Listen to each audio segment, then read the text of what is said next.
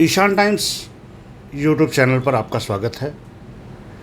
और आज हम बात करने के लिए चंडीगढ़ ट्रेडर्स एसोसिएशन के सेक्टर 17 के प्रेसिडेंट कमलजीत जी पंछी के साथ हम लोग बातचीत करेंगे। आज व्यापारियों की आज की समस्याओं पर चर्चाएं होंगी।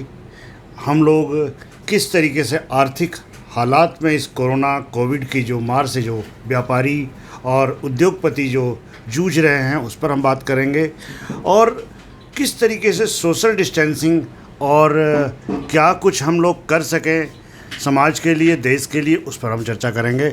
मैं आप सब लोगों का परिचय कराता हूं। मैं कमलजीत पंछी जी से आप लोगों का तारुफ कराता हूं कि कमलजीत पंछी जी बहुत ही अच्छे सामाजिक कार्यकर्ता, एक अच्छे व्यापारी, उद्योगपति, और इसके साथ साथ यहाँ के चंडीगढ़ ट्रेडर्स एसोसिएशन में सेक्टर 17 के जो एक क्रीम है, जो हमारा एक हार्ट है चंडीगढ़ का, उस मार्केट एसोसिएशन के आप प्रेसिडेंट हैं। कमलजीत जी, हम आपसे ये पूछना चाहते हैं कि इस समय जो कोविड-19 का जो दौर चला है और इसके बीच में व्यापार बहुत दिनों तक बंद भी रहा और लॉकडाउन रहा, आप लोगों ने कर्फ्यू जैसा झेला, और इसके बाद देखिए आप ही ने नहीं, पूरे देश ने झेला है, इस काम को किया है। तो हम लोग आज भी जूझ रहे हैं, आज जो कि पीक पर है कोरोना।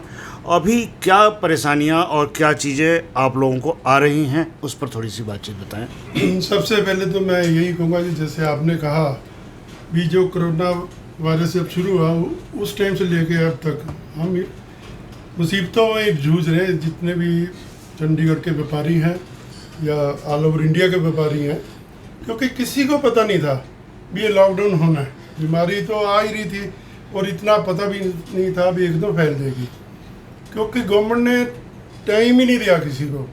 इन्होंने एकदम ही लॉकडाउन अनाउंस कर दिया कि कल से लॉकडाउन है। 25 दिन का था, फिर आगे फिर लॉकडाउन बढ़ा दिया।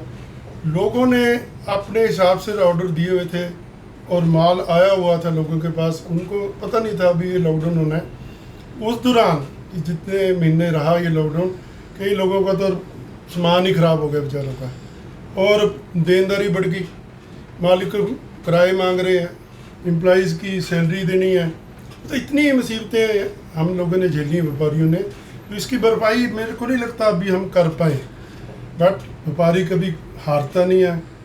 देश के लिए टैक्स भी सबसे ज़्यादा व्यापारी देता है, जीएसटी भी देते हैं, इनकम टैक्स भी देते हैं, प्रॉपर्टी टैक्स भी। व्यापारी कभी पीछे नहीं हटा। पर हम जो सोचते थे 3 क्लास होती है जी, अपर क्लास, मिडिल क्लास और लोअर क्लास। अपर क्लास तो आपको पता है कि किसी को कोई फ़र्क नहीं पड़ता। लोअर क्लास के लिए गवर्नमेंट ने काफ़ी कुछ अनाउंस किया है, मिडिल क्लास के लिए कुछ भी उन्होंने अनाउंस नहीं किया। हमने रादर एक लेटर प्रधानमंत्री जी को भी लिखी थी अपनी चंडीगढ़ ट्रेडर्स एसोसिएशन से। मैं चंडीगढ़ व्यापार मंडल का भी जनरल सेक्रेटरी हूँ। हमने व्यापार मंडल की तरफ से भी प्रधानमंत्री जी को लेटर लिखी, गवर्नर साहब को भी लिखी।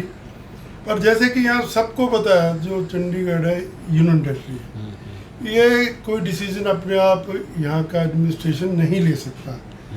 इनको MHA से बात करनी पड़ती है। इन्होंने हमारी रिक्वेस्ट आगे भेज दी है और हम अभी स्टिल वेट कर रहे हैं कि प्रधानमंत्री जी हमारे लिए मिडिल क्लास के लिए क्या अनाउंस करते हैं। ये हमारे लिए अभी तक कुछ भी नहीं हुआ।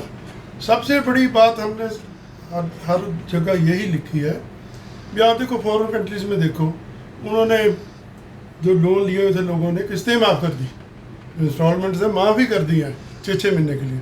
हम इनको कह रहे हैं भी आप इंस्टॉलमेंट माफ़ मत करो, हमें उसका इंटरेस्ट माफ़ कर दो, भाई कुछ तो हमें रिलीफ मिले, वो आगे हम भी बढ़ पाएँ। बट अभी तक गवर्नमेंट की तरफ से ये हमारे लिए नहीं हुआ। ये हम चाहते हैं। अभी जिस तरीके से कुछ जैसे उद्योगों में माल प्रोडक्शन में पड़ा था, अब कुछ मार्केट जैसे कि लॉकडाउन जैसे ही एकाएक हुआ तो माल ट्रांसपोर्टेशन में फंस गया, तो पेमेंट्स लोगों के फंस गई। क्या अब वो निकल पाने के लिए स्थिति में है, या लोगों की बहुत परेशानी अभी भी आ रही है उद्योगों में? ये बिल्कुल अभी भी आ रही है जी। अगर किसी की प्रोडक्शन में था सामान, पहले तो लेबर ही नहीं मिली। अगर लेबर आई भी है तो बट वो काम अभी इतना कर नहीं पाई। अगर उन्होंने प्रोटेक्शन कर भी दिया, पर आगे माल बिकने में थोड़ा सा तो प्रॉब्लम आ रही है, क्योंकि कस्टमर मार्केट में अभी इतना खुल के नहीं आ रहा और व्यापारी पूरी कोशिश कर रहा, अपने दुकानों को सैनिटाइज किया है, मास्क रखे हैं, कस्टमर के लिए सैनिटाइज़र रखा कि कस्टमर आए और हम कस्टमर की कहते हैं हिफाजत करना हमारा फ़र्ज़ है। आपने जैसे चर्चा करी अभी सैनिटाइज़र की, कल सैनिटाइज़र पे 18% का जीएसटी लगा दिया गया, क्या यह उचित था? ये बिल्कुल उचित नहीं है जी। एक तरफ तो गवर्नमेंट बार बार अवेयरनेस कर रही है भी मास्क लगाओ, सैनिटाइज़र यूज़ करो, सोशल डिस्टेंसिंग करो। सबसे बड़ी चीज़ है सोशल डिस्टेंसिंग, बट सैनिटाइज़र भी बहुत ज़रूरी है। अब पर हम मांग रहे हैं इनसे कोई रिलीफ, ये ऊपर 18% जीएसटी लगा के तो अच्छा नहीं किया इन्होंने, और उसकी क्वालिटी भी मार्केट में चेक करने के लिए कोई नहीं है। कैसा बिक रहा है, ये मास्क है हमने पहना हुआ है, ये किस क्वालिटी का है, इसी से बचना हमने। अगर इसकी क्वालिटी हल्की, जो लेने वाला उसको तो नहीं पता ना भी ये क्या क्वालिटी है, तो गवर्नमेंट को चाहिए, हम इनसे यही रिक्वेस्ट करेंगे। जैसे कई बार टैक्सी लगते हैं तो वापस भी होते हैं, तो फिलहाल ये जीवन रक्षक औषधि में माना गया है कि इसके लेकिन जीवन रक्षक औषधि के ऊपर 18% टैक्स लगा देना सरकार का, ये कदम थोड़ा सा उचित नहीं लगा। और लोगों ने जहां विरोध किया है कि इन सब चीज़ों को वापस होना चाहिए, क्या ये कदम अमानवीय नहीं लगा?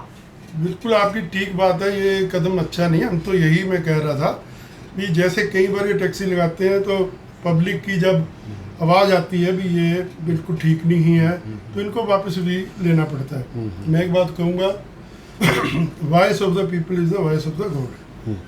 अब जब पब्लिक कह रही है ये टैक्स ठीक नहीं है, तो ये समझो भगवान की तरफ से भी यही बात है, गवर्नमेंट को ये 18% अभी वापस लेना चाहिए, ताकि ये आपने भी कहा जीवन रक्षक है, हमने भी ज़िंदगी बचानी। अगर कोई गरीब आदमी नहीं ले पाएगा तो बेचारा क्या करेगा फिर? हम तो अपनी तरफ से, हमने आपको पता ही है कितने सैनिटाइज़र, पीपी किट्स, मतलब कोई चीज़ ऐसी नहीं हमने छोड़ी जो हमने डोनेशन नहीं की ड्यूरिंग लॉकडाउन। अब लोग अवेयर है, हर के पास है। अभी जिस तरह की व्यापारियों के बहुत सा पैसा चाइना के माल के ऊपर लगा हुआ है, बहुत सी कंसाइनमेंट अटक गई हैं, वो किस तरीके से अपने ब्याज को निकाल पाएंगे, किस तरीके से कर पाएंगे? क्योंकि चाइना से भी व्यापार रुका हुआ है और सारा काम रुका हुआ है। चाइना का कितना मार्केट में असर है और उसका कितना असर व्यापारियों के ऊपर पड़ा है, उस पर थोड़ी सी ये तो बहुत बड़ी समस्या है जो हल होने में काफ़ी टाइम लगेगा, क्योंकि इस टाइम चाइना को गवर्नमेंट ने भी उनके 59 ऐप्स को सस्पेंड कर दिया, बैन कर दिया, और पब्लिक भी खुल के सामने आई हुई है भी हमने जो चाइना का माल नहीं खरीदना। इवन कई व्यापारी भी कोशिश कर रहे हैं, कह रहे हैं भी हमने माल बेचना भी नहीं है। पर ये बहुत बड़ी प्रॉब्लम आएगी कि जो माल लोगों ने वहाँ एडवांस दिए हुए हैं, माल आएगा वो बिकेगा कैसे? तो ये व्यापारियों के लिए समस्या है ही है। बट इन फ्यूचर में अभी जो लोग कहीं ये भी नहीं हो सकता भी कई लोग खरीद देना, क्योंकि कई लोगों को अभी भी सस्ती चीज़ लेने की आदत है। पर अभी हम फिर भी रिक्वेस्ट करेंगे कि ये चाइना को माल को हम आगे से मत लें, तो ये बिकना तो नहीं है, क्योंकि पब्लिक अब अवेयर हो चुकी है, गवर्नमेंट भी अवेयर है। गवर्नमेंट ने उनके कितने करोड़ों के जो ठेके थे दिन के उनको दिए हुए थे कॉन्ट्रैक्ट्स, वो भी उन्होंने कैंसिल कर दिए। ये अच्छा स्टेप है और चाइना को अकल भी ऐसी आएगी। तो बाकी व्यापारी हमेशा ही मरता है, वो फंसा हुआ है इस चीज़ में। व्यापारियों के लिए क्या भाजपा से आप कुछ कहना चाहेंगे? भाजपा सरकार से, केंद्र की कुछ कहना चाहेंगे कि उनकी ओर से कुछ रियायत दी जाए ब्याज में और सब चीज़ें, और या जो भी चीज़ कहना है आप प्लीज़ हमें बताएं, और उन व्यापारियों की आवाज़ को हम आपके इस चैनल के माध्यम से सरकार तक पहुंचाने का प्रयास करते हैं। ठीक बात है जी। देखो, मैं तो यही कहूँगा, शुरू से लेकर आज तक जब से भाजपा का नाम बना है, भाजपा एक पार्टी ऐसी है जो यही माना जाता था व्यापारियों की पार्टी है। बट अब व्यापारियों के लिए अब हम चाहते हैं कुछ ना कुछ करें। ये तो मैंने एक दो मुद्दे बताए, हमने प्राइम मिनिस्टर साहब को लेटर लिखी, काफ़ी चीज़ें लिखी हैं। एक तो आपको बताया ही है मैंने कि ये जो ऊपर इन्होंने इंटरेस्ट लगाया वो माफ़ होना चाहिए। जो बैंकों से आगे किसी ने लोन लेना है, अभी भी इतनी आसानी से नहीं मिल रहा, कहीं ना कोई भी मिल रहा, उसमें भी इंटरेस्ट कम होना चाहिए। जो जीएसटी में कई लोगों का रिटर्न है वो जल्दी मिलनी चाहिए, तो कोई पैसा तो हर एक को चाहिए। अब जो एक- बैंकों ने देखिए करंट अकाउंट पे अगर आपको इंटरनेट चालू कराना है तो 2,000 रुपये का स्टाम्प पेपर मांगते हैं। जगह जगह पे एक एक चीज़ के लिए डिमांड करने पे 2,000 रुपये 3,000 रुपये का स्टाम्प पेपर। इन चीज़ों की क्या जायज़ है? बिल्कुल जायज़ नहीं है। देखो ये टाइम ऐसा है एक दूसरे की हेल्प करने का, गवर्नमेंट को भी करनी चाहिए, बैंकों को भी करनी चाहिए। जब हमारे फाइनेंस मिनिस्टर जी ने, मैडम ने 3-4 बार उस टाइम प्रेस कॉन्फ्रेंस की, हम सब व्यापारी बैठे देखते रहे, शायद हमारे लिए भी कुछ अनाउंसमेंट हो। इवन कि स्कूलों का भी देख लो आप, स्कूल खुले नहीं है, बच्चों की फीस देनी पड़ रही है, एम्प्लॉइज़ को भी हम तनख्वाहें दे रहे हैं, तो कुछ तो ये अनाउंस करें हमारे लिए। कोई हमारी इंश्योरेंस का कोई इतना मसला नहीं है, हमने ये भी लिखा हुआ है कि जैसे हर बंदे की इंश्योरेंस आप करते हैं, व्यापारियों का भी बीमा गवर्नमेंट को कराना चाहिए। जब बंदा सीनियर सिटीजन हो जाता है, आप उस हिसाब से देख लो जिसकी जितनी रिटर्न है, कितने कोई करोड़ों का काम कर रहा है, लाखों का काम कर, उस हिसाब से कर दो। टैक्स तो हर आदमी दे रहा ना। तो ये हमारी भाजपा गवर्नमेंट से अपील भी है और हमें उम्मीद भी है, क्योंकि ये माना जाता है कि भाजपा व्यापारियों की पार्टी है और गवर्नर साहब यहाँ बहुत अच्छा काम कर रहे हैं और जो हमारी समस्या होती है वो बिल्कुल सुनते हैं व्यापारियों की। और बाकी बात वही है ना, ये एडमिनिस्ट्रेशन के हाथ बंधे हुए हैं यूटी करके। ये हमेशा इनको सेंटर से सलाह करनी पड़ती है और सेंटर अगर इनको इजाज़त देता है, वहाँ से करके भेज देता है और ओके तो ये कर देते हैं, अदरवाइज उसके लिए भी मुश्किल है। आपने देखा कि कितनी बेबाकी से इन्होंने एक एक समस्याओं को, व्यापारियों की अगर समस्याओं को गिनाया जाए तो पूरा दिन हम लोग चर्चा करते रहेंगे, समस्याएं कम नहीं होंगी। बहुत समस्याएं हैं, एक एक चीज़। पहले था इंस्पेक्टर राज और अन्य राज्य से, उनसे निजात पाए। आज हम टैक्स की मार से व्यापारी हर समय परेशान है और आज भी वो इंस्पेक्टर राज का रूप बदला हुआ है। आज ये टैक्स का स्वरूप आ गया है, चाहे वो GST हो, चाहे वो टोल हो, इवन बहुत सारी चीज़ें हैं। इन पर चर्चाएँ हम फिर भी एक बार हम करेंगे। आज कमलजीत पंछी जी ने जिस तरीके से हमारे सामने और आप सब दर्शकों को ये चीज़ें बताई हैं कि व्यापारियों की क्या समस्याएं चली, उनको बीमा की ज़रूरत है और सब चीज़ों की ज़रूरत है। आप इस वीडियो को इतना शेयर कीजिए कि सरकार के कानों तक बातें पहुँचे और यहाँ की आवाज़ जो चंडीगढ़ से निकली है पूरे वर्ल्ड तक पहुँचे और इसके माध्यम से सरकार कुछ व्यापारियों के हितों के लिए भी काम कर सकेगी। धन्यवाद।